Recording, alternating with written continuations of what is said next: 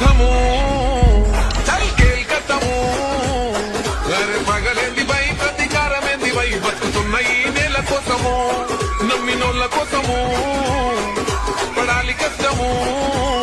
వాళ్ళ బాధలన్నీ తీరితే గుండెలోన పెట్టుకొని పొలుసుకుంటారే రూపము